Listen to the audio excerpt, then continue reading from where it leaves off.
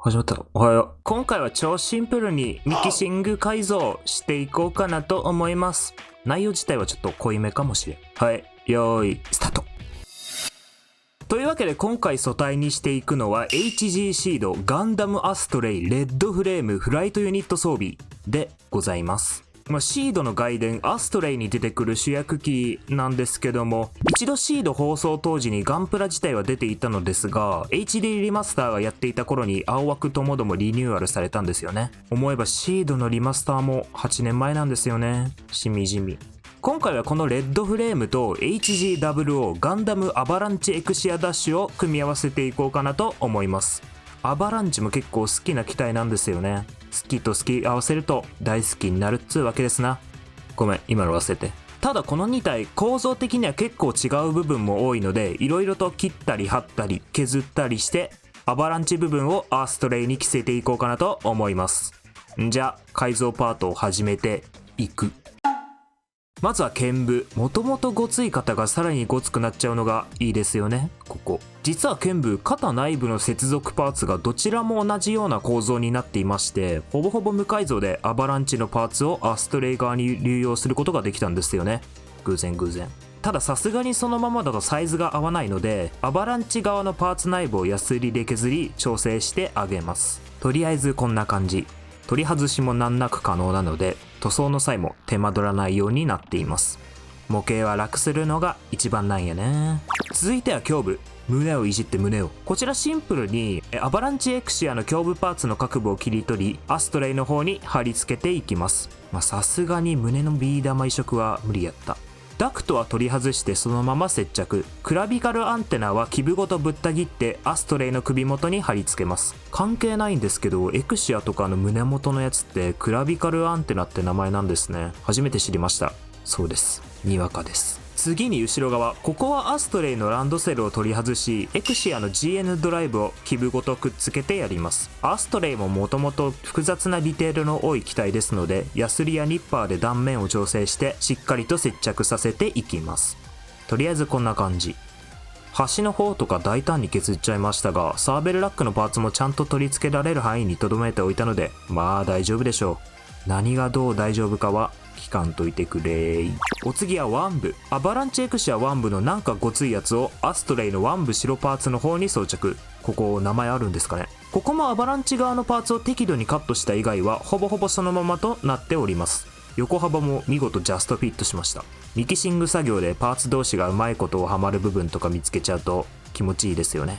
続いては脚部。ここはかなり手を加えていきます。脚部も他の場所と同じくアバランチのダッシュユニットをそのまま被せたいところなんですが、据え置きのままだと内部ピンを切り取るなどの加工を施してもアストレイ側の脚部に全く取り付けられないんですよね。結構太いですからね、アストレイの足。何とは言いませんが自分も好み的には足が太い。というわけで今回はアストレイ側の足を削ってアバランチのダッシュユニットを被せられるようにします。アストレイ側パーツの内側にエポパテを詰め込み、いわゆる裏打ちってやつですね。今回はがっつり削っていくのでこのプロセスを踏みました。エポパテが乾燥後ポリキャップの軸の周りの余計なパテを削り、その後に外側からひたすらヤスリで削り取ります。正直塗料とかよりこの削り取った粉の方が健康に悪いと思うんですよね。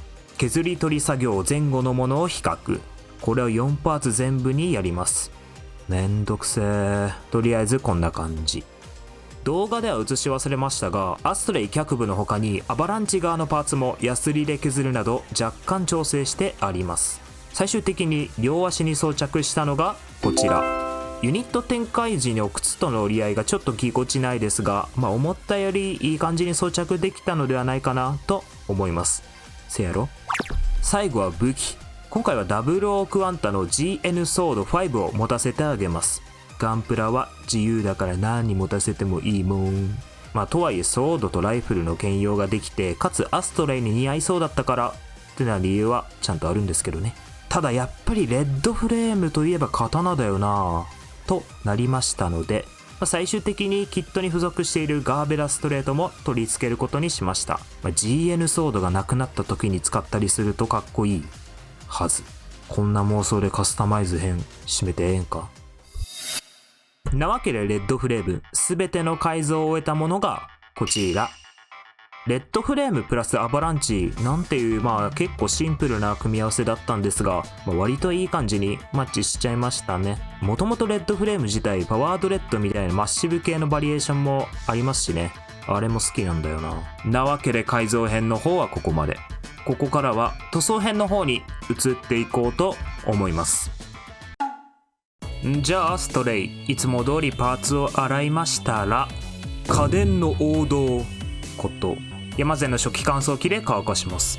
カチッカチッとねパーツの乾燥が終わりましたら、次はサーフェイサーの方拭いていきます。今回は赤色メインということで、赤色パーツと青パーツにサーフェイサーエボのパステルピンクを拭いていきます。だいぶ前にガイアノーツのピンクサフと勘違いして買ってからずっと使ってますが、実際どうなんだろう。パステルピンク下地にするの、赤色の下地に何塗るかってのもなかなか奥が深いですよね。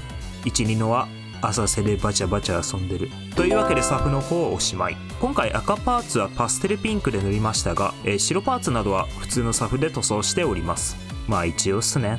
でサフが拭き終わりましたら、早速本塗装をビャーっとやっていきます。今回の塗装レシピはこんな感じ。塗装前に青と赤が混ざっていた部分を全て赤色にし、アストレイのカラーリングに合わせるような感じにしてみました。青色中心の機体を赤色に変えるのも割と王道っすよね。なわけで本塗装の方も終わり。今回のアストレイ、細かい部分の塗り分けの必要な部分が結構多かったので、そこに関しましては本塗装後筆塗りでちまちまと塗ってみました。一番きつかったのはこのガーベラストレートの鞘部分で、ディテールがはっきりしているとはいえ赤と金色が混ざった部分だったので、めちゃくちゃ大変でした。そんな感じで本塗装が終わりましたら、墨入れの方やっていきます。今回もダークブラウン、親の顔より見たなんとか。最近墨入れがものすごく雑にやっているように感じることが多くなってきて、そろそろなんとかしなきゃなと思ってるんですよね。綺麗に墨入れする方法ってやっぱ丁寧に筋掘っておくとかが一番なんですかね。勉強しなきゃな。というわけで墨入れの方も終わり。この後は艶消しクリアを吹き回して完成にしたいと思います。じゃあアストレイ、完成編の方へどうぞ。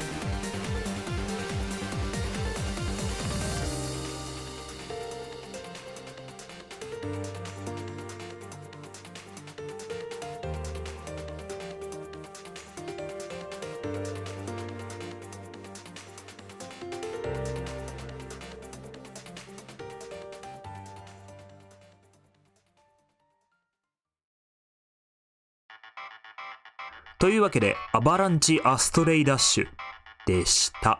あえて名前にレッドフレームをつけなかったのはちょっとこだわり。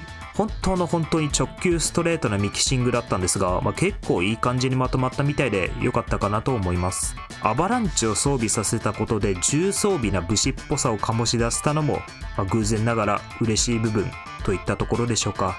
こう主役機×主役機というのもなかなかいいですよね。いろいろやってみたいし見てみたいな。というわけで今回の動画はここまで。